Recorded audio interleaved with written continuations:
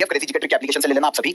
FIDE women's world chess championship का खिताब हाल ही में किसने जीता है? तो देखिए यहाँ पर फिडे की बात करें तो ये वर्ल्ड या इंटरनेशनल चेस फेडरेशन है जिसके द्वारा वर्ल्ड चेस चैंपियनशिप का आयोजन किया जाता है, मेंस में भी और विमेंस में भी। यहाँ पर बात हो रही है विमेंस वर्ल्ड चेस चैंपियनशिप की, जिसका हाल ही में आयोजन किया गया और इसकी विनर रही चीन की चेस प्लेयर जिनका नाम है जू वेनसुन। आंसर हो जाएगा आंसर सी। यहाँ पर जो फाइनल खेला गया था ना, दोनों ही चीनी प्लेयरों के मध्य में खेला गया था। यहाँ पर चीन की ही GM10 जोंगी को हराकर ये खिताब अपने नाम किया है जू वेनसुन ने। तो FIDE women's world chess championship का खिताब किसने जीता? चीन की जू वेनसुन। यहाँ पर देखिए ये इनका 5th वर्ल्ड चेस चैंपियनशिप का टाइटल है। यहाँ पर हम विमेंस वर्ल्ड चेस चैंपियनशिप की बात करें तो सबसे पहली बार इसकी शुरुआत की गई थी 1927 में। विमेंस के लिए इंटरनेशनल लेवल पर आयोजित किया जाने वाला एक चेस कंपटीशन है। 1927 में शुरुआत की गई थी, लेकिन यहाँ पर इसके आयोजित किए जाने का टाइम पीरियड 2-3 साल में एक बार रहता है, लेकिन फिक्स नहीं होता। ओके, लास्ट टाइम ये 2023 में आयोजित किया गया था और अब 2025 में आयोजित किया जा रहा है इंटरनेशनल चेस फेडरेशन के द्वारा। पहली विनर अगर हम देखें कि विमेंस वर्ल्ड चेस चैंपियनशिप की पहली विनर कौन रही थी, तो ये रशिया की चेस प्लेयर थी वेरा मेंचिक जिनका नाम था। अब 2025 में चीन की जू वेनसुन बनी। अब आपके दिमाग में क्वेश्चन आना चाहिए कि सर इंडिया में कभी किसी ने जीता है क्या? तो देखिए इंडिया के किसी भी विमेन चेस प्लेयर ने इस खिताब को अपने नाम नहीं किया, लेकिन फाइनल तक इंडिया की कोनेरू हम्पी पहुंची है ना। कोनेरू हम्पी जो कि इंडिया की है 2018 में इस चैंपियनशिप में रनर अप रही थी। अब 2025 में चीन की जू वेनसुन ने इसे जीता। 2018 से लगातार 5 बार वर्ल्ड चेस चैंपियनशिप का विमेन का खिताब इन्होंने ही जीता है। अब यहाँ पर देखिए जब हमने कोनेरू हम्पी की बात की तो कोनेरू हम्पी और इंडिया के जो अदर इंपॉर्टेंट चेस प्लेयर हैं उन पर भी एक बार हम नजर डाल लेते हैं। कोनेरू हम्पी विनर तो नहीं रही, लेकिन 2018 में रनर अप रही है। किस राज्य से आती है? तो ये भारत के आंध्र प्रदेश राज्य से बिलोंग करती है।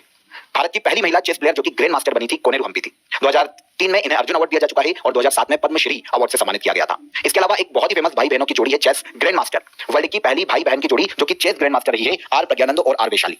आर प्रज्ञानंद और आर वैशाली तमिलनाडु से आते हैं। इसमें आर प्रज्ञानंद 2022 में एशियन गेम्स में इन्होंने सिल्वर मेडल जीता था और अर्जुन अवार्ड इन्हें दिया जा चुका है 2022 में। यहाँ पर आर वैशाली की बात करें तो इंडिया की 84th चेस ग्रैंड मास्टर बनी थी आर वैशाली। किसकी बहन है? आर प्रज्ञानंद की। दोनों ही भारत के तमिलनाडु राज्य से। इनके अलावा बहुत ही फेमस व्यक्ति है डी गुकेश, है ना। इन्होंने last year world chess championship का खिताब जीता था, सबसे कम उम्र के व्यक्ति। इसलिए 2025 में डी गुकेश को मेजर ध्यानचंद खेल रत्न अवार्ड से सम्मानित किया जा चुका है। विश्वनाथन आनंद के बाद वर्ल्ड चेस चैंपियनशिप जीतने वाले दूसरे इंडियन और सबसे कम उम्र में वर्ल्ड के पहले ऐसे चैंपियन जिन्होंने सबसे कम उम्र में वर्ल्ड चेस चैंपियनशिप जीती है। 29 मई 2006 को तमिलनाडु की राजधानी चेन्नई में जन्म हुआ था। डी गुकेश को डोमराजू गुकेश के नाम से जाना जाता है। 2023 में player of the year by Asian chess federation घोषित किए गए। 2025 में मेजर ध्यानचंद खेल रत्न अवार्ड दिया जा चुका है। तो इंपॉर्टेंट है, याद रखिएगा आप। यहाँ पर इंटरनेशनल चेस फेडरेशन की बात करें तो पूरे वर्ल्ड में चेस खेलों को गवर्न करने वाली इंटरनेशनल ऑर्गेनाइजेशन है। चेस को रेगुलेट करती है, नियम बनाती है। 1924 में इसका गठन किया गया था। हेडक्वार्टर स्विट्जरलैंड के ल्यूसाने में देखने को मिलता है और आर्कडी ड्रोकोविच वर्तमान में इस संस्था के प्रेसिडेंट के पद पर हैं। आगे आ जाए। भारत ने अपना पहला उपग्रह आर्यभट्ट 19 अप्रैल 1975 को किस देश के सहयोग से लॉन्च किया था? आपको पता है 21 अप्रैल 19 अप्रैल को हमारा जो पहला उपग्रह था ना आर्यभट्ट, उसके 50 साल पूरे हो गए। 19 अप्रैल 1975 में इसे सोवियत संघ के सहयोग से लॉन्च किया गया था। इंडिया का पहला उपग्रह है। किसके सहयोग से? सोवियत संघ, वर्तमान में रशिया सोवियत संघ पहले कहा जाता था, अब उसे रशिया या रूस के नाम से जाना जाता है। ठीक है, तो 19 अप्रैल 1975 को इंडिया का पहला सैटेलाइट आर्यभट्ट सोवियत संघ के सहयोग से लॉन्च किया गया था। भारत में इसकी 50वीं एनिवर्सरी हाल ही में मनाई गई है। रशिया की एक रॉकेट थी जिसका नाम था कॉस्मोस 3M। ये भी एक इंपॉर्टेंट फैक्ट है आपके लिए। क्वेश्चन आ सकता है पहला सैटेलाइट किस रॉकेट के माध्यम से लॉन्च किया गया था? तो रशिया का रॉकेट था कॉस्मोस 3M रॉकेट। इसके माध्यम से लॉन्च किया गया था। रशिया के ही कपुस्तिन यार नाम का एक लॉन्च स्टेशन है, वहां से लॉन्च किया गया था। तो मदद की थी हमारी। देखिए इसरो ने डिजाइन किया था, बिल्ड किया था, लेकिन हमने रशियन जो सोवियत संघ है उस वक्त का उसकी हेल्प ली थी। तो 19 अप्रैल 1975 को हमने लॉन्च किया। रॉकेट का नाम था कॉस्मोस 3M जो कि रशियन रॉकेट था। अब रशिया की एक इंटर कॉस्मोस प्रोग्राम है, उसके पार्ट के रूप में से लॉन्च किया गया था और जो रॉकेट का नाम है वो भी कहीं ना कहीं कॉस्मोस 3M ही रखा गया था। ठीक है, तो अभी 50 साल पूरे हुए हैं। 360 किलो इसका उस वक्त वेट था। इंडिया के अदर सैटेलाइट्स की बात करते हैं, अदर मिशन की बात करते हैं तो आर्यभट्ट हमको समझ में आ गया, ये पहला था, तो इसका लॉन्च व्हीकल हम याद रखेंगे। चंद्रयान फर्स्ट हमने लॉन्च किया था 22 अक्टूबर 2008 को PSLV C11 के माध्यम से। फिर मंगलयान, मंगल पर सैटेलाइट सफलतापूर्वक स्थापित करने वाला विश्व का पहला देश बना था। 5 नवंबर 2013 को PSLV C25 के माध्यम से। चंद्रयान 2 हमने लॉन्च किया 22 जुलाई 2019 को GSLV MK3 के माध्यम से। चंद्रयान 3 को आगे चलकर लॉन्च किया गया 14 जुलाई 2023 को LVM3 के माध्यम से। और आदित्य L1 जो कि इंडिया का पहला सूर्य मिशन है सूरज के अध्ययन के लिए, उसे 2 सितंबर 2023 को लॉन्च किया गया था PSLV C57 के माध्यम से। तो ये अदर इंपॉर्टेंट अचीवमेंट है इंडिया के, इसरो के, इन्हें याद रखिएगा। अब इसरो की बात आई है तो इसरो को कैजुअली हम समझ लेते हैं नेशनल स्पेस एजेंसी है ना। हमारी सबसे प्रमुख स्पेस एजेंसी है इसरो। डिपार्टमेंट ऑफ स्पेस के अंतर्गत ये काम करती है। 1969 में 15 अगस्त को इसकी स्थापना की गई थी। कर्नाटक के बेंगलुरु में हेडक्वार्टर है और यहाँ पर प्रेसिडेंट अध्यक्ष वर्तमान में है वी नारायणन इसरो के। क्लियर हो जाता है? आगे बढ़ने से पहले आपको ऑफर ऑफ द डे यहाँ पर क्लियर कर दूं। आप सभी के लिए 100 GS का कोर्स अवेलेबल है। अगर आप इसे अवेल करते हैं तो आपको 100 GS को हमसे पूछ लीजिए, व्हाट्सएप कर दीजिए। हमारी जो टीम है वो आपकी मदद कर किस क्षेत्र से संबंधित है।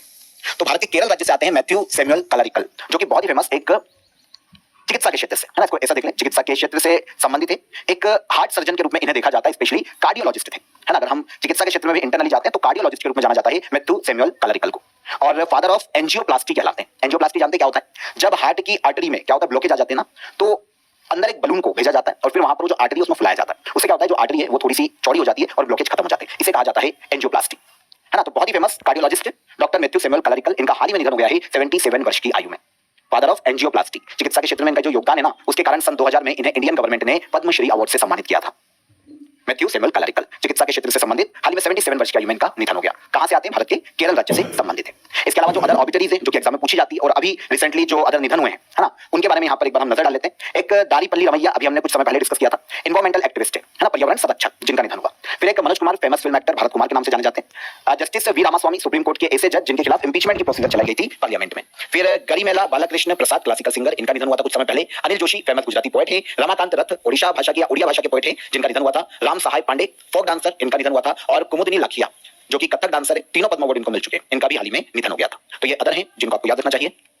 भारत का पहला 3D प्रिंटेड सैन्य बंकर, है ना, जो मिलिट्री बंकर है, वो कहां पर बनाया गया है? इंडिया का first 3D printed military bunker बनाया गया है भारत के लद्दाख यूनियन टेरिटरी में। कहां पर? लद्दाख में।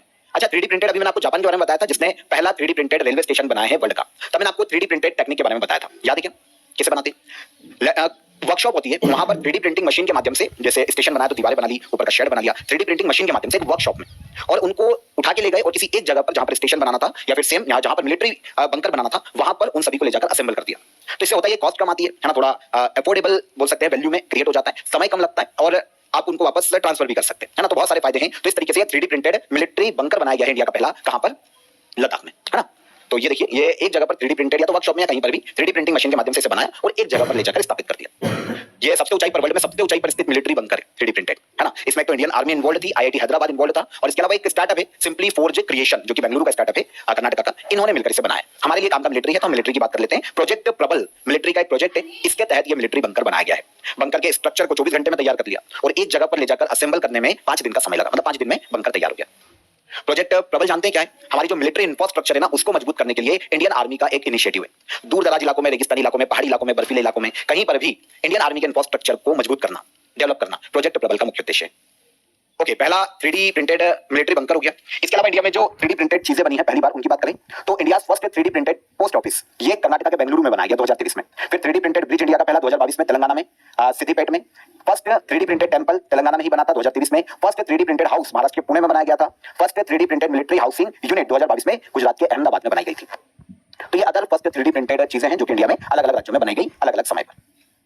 पीएम नरेंद्र मोदी 2 मई को इंटरनेशनल विंजिज्म इंटरनेशनल एयरपोर्ट का इनॉग्रेशन करेंगे। ये किस राज्य में स्थित है? विंजिज्म बोल सकते हैं हम इसको। तो अगर हम विंजिज्म इंटरनेशनल सी पोर्ट की बात करें, ये इनॉग्रेट किया जाएगा नेक्स्ट मंथ 2 मई को भारत के पीएम नरेंद्र मोदी के द्वारा केरल के कोचीन में स्थित है, आंसर सी।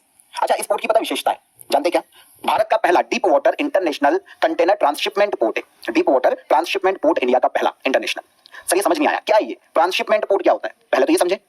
देखिए, ट्रांसशिपमेंट पोर्ट क्या होता है कि बड़े बड़े जहाज जो होते हैं ना, वो माल लाते हैं और ट्रांसशिपमेंट पोर्ट पर उतारते हैं, क्योंकि ये बड़े पोर्ट है। तो बड़े जहाज आराम से यहाँ पर आते हैं, सारा सामान उतारते हैं और फिर उन सामान को छोटे छोटे शिप्स में लोड किया जाता है और फिर उनको अदर पोर्ट भेजा जाता है जहां पर भी जरूरत है। सर समझ नहीं आया ये क्या था? ओके, कोई नहीं। देखो, मान लो कि श्रीलंका के पास कोई पोर्ट नहीं है, एक एग्जांपल ले रहे हैं हम, ठीक है। श्रीलंका के पास कोई पोर्ट नहीं है, अब उसको सामान चाहिए, समझना। उसने सामान आयात किया है रूस से। कहां से? रूस से। अब श्रीलंका के पास बड़ा पोर्ट तो ही नहीं। अब रशिया अगर श्रीलंका के किसी सामान का अगर ऑर्डर है, रशिया को श्रीलंका ने दिया है और वो रशिया श्रीलंका के लिए सामान लाएगा। अब श्रीलंका के पास तो छोटे से पोर्ट है, उतारेगा कैसे? और भाई श्रीलंका को भी अगर बल्क में सामान चाहिए तो उसके पोर्ट पे वो एक जगह पर उतरवाएगा कैसे? तो ऐसी कंडीशन में क्या करेगा कि रशिया बल्क में सामान, जो अदर कंट्रीज के लिए भी जो सामान है ना, वो बल्क में भेजेगा भारत के पोर्ट पर, और यहां से फिर छोटे शिप्स में श्रीलंका वो माल भेजा जाएगा।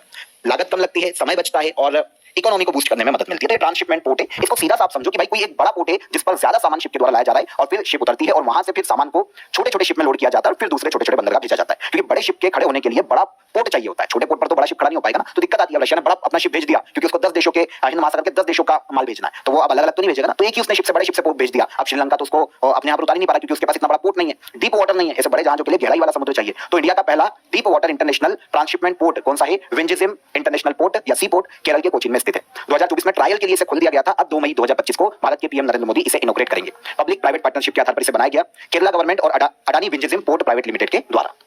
काम शुरू किया गया था दिसंबर 2016 में, 2024 में ट्रायल के लिए खोला गया और अब 2025 में इसका इनॉग्रेशन होगा। 8,867 करोड़ रुपए लागत आई है इसको बनाने में, ठीक है। इसके अलावा इंडिया के अदर पोर्ट की बात करें, जवाहरलाल नेहरू पोर्ट जिसे नावा शोवा कहा जाता है, नवी मुंबई महाराष्ट्र में स्थित है। फिर कांडला पोर्ट दीनदयाल पोर्ट के नाम से गुजरात के कांडला में। विशाखापट्टनम पोर्ट विशाखापट्टनम आंध्र प्रदेश। कोलकाता पोर्ट कोलकाता पश्चिम बंगाल में।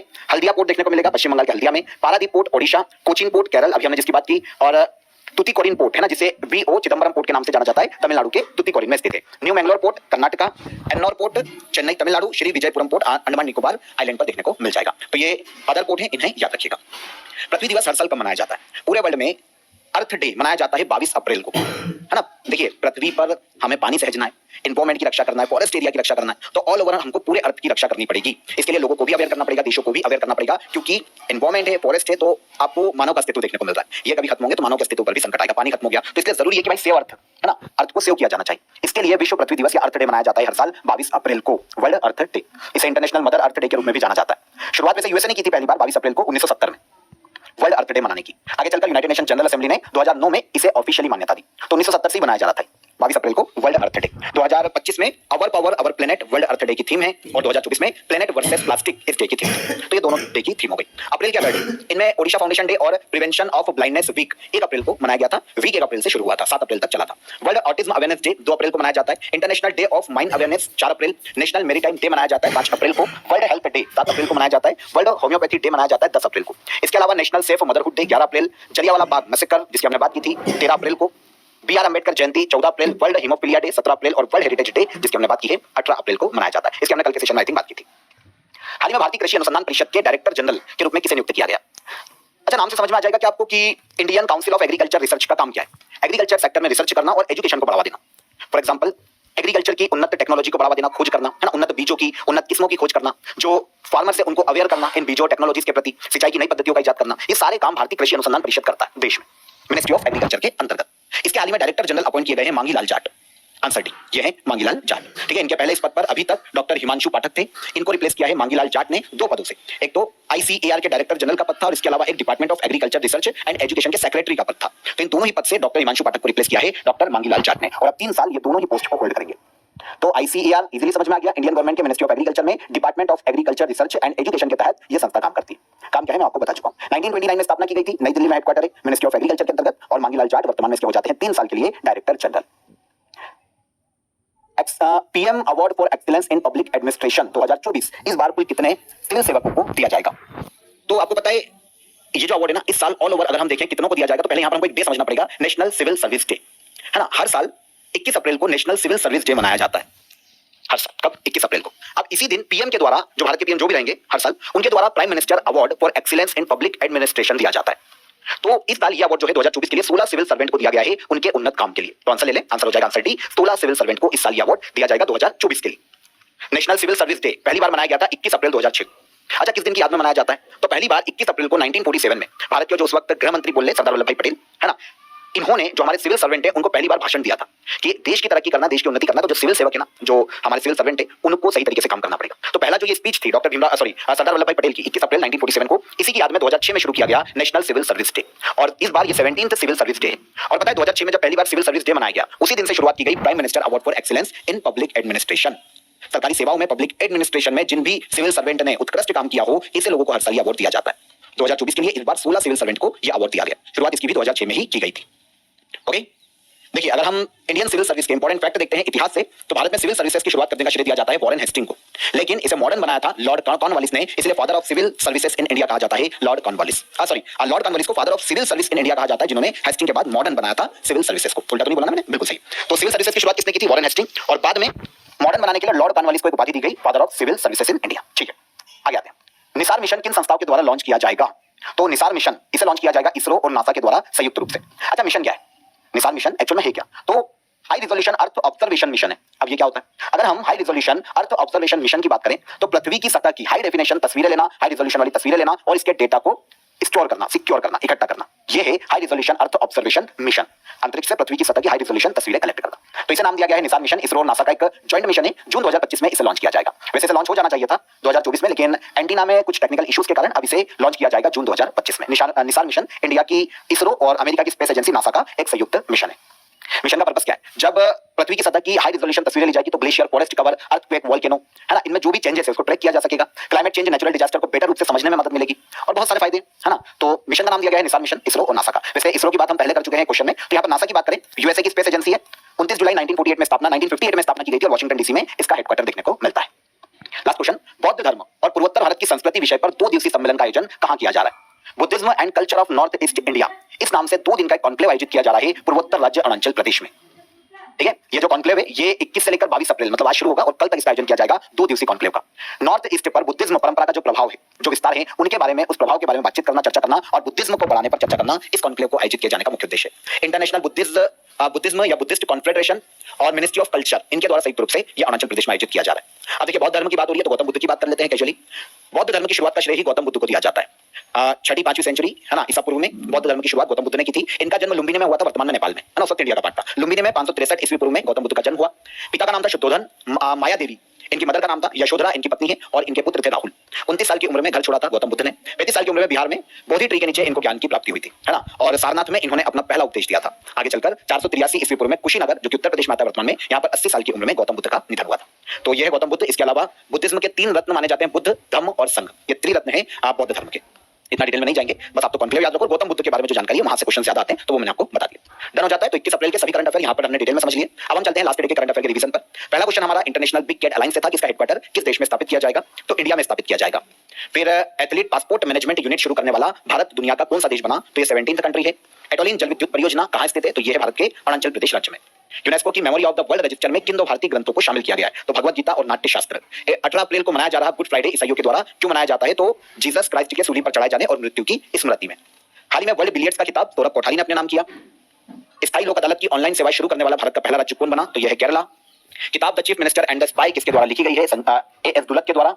Cradle of human kind caves किस देश में स्थित है, तो ये दक्षिण अफ्रीका में स्थित है। और आखिरी क्वेश्चन था हमारा कि हाल ही में इंटरनेशनल मधुमेह महासंघ के द्वारा किस प्रकार की डायबिटीज को टाइप 5 डायबिटीज के रूप में मान्यता दी गई, तो कुपोषित और दुबले पतले युवाओं में पाई जाने वाली डायबिटीज को टाइप 5 डायबिटीज का नाम दिया गया। तो ये सारे करंट अफेयर कल के हमारे यहाँ पर हमने रिवाइज किए। अब क्वेश्चन ऑफ द डे का आंसर लेते हैं। भारत का सबसे बड़ा रेलवे स्टेशन कौन सा है, तो ये है हावड़ा जंक्शन, भारत का सबसे बड़ा रेलवे स्टेशन। द्रोणाचार्य अवार्ड की बात करें तो स्पोर्ट्स के क्षेत्र में कोच को दिया जाने वाला अवार्ड है। और जन गण मन को नेशनल एंथम के रूप में 24 जनवरी 1950 को अपनाया गया था कॉन्स्टिट्यूएंट असेंबली के द्वारा। ओके, तो तीनों क्वेश्चन हमारे आंसर हो गए। अब आज के question of the day comment में आंसर जरूर कीजिएगा, इंपॉर्टेंट है। संयुक्त राष्ट्र सुरक्षा परिषद का हेडक्वार्टर कहां पर है, राष्ट्रीय चावल अनुसंधान संस्थान कहां स्थित है और तुतीकोरिन पोर्ट कहां पर स्थित है, आज ही हमने सेशन में बात की। तीनों क्वेश्चन के आंसर कमेंट बॉक्स में दीजिए। सेशन कैसा लगा ये भी बताइएगा। पसंद आया तो लाइक और शेयर कर दीजिए और चैनल पर पहली बार आए हैं तो सब्सक्राइब कर लीजिए। पीडीएफ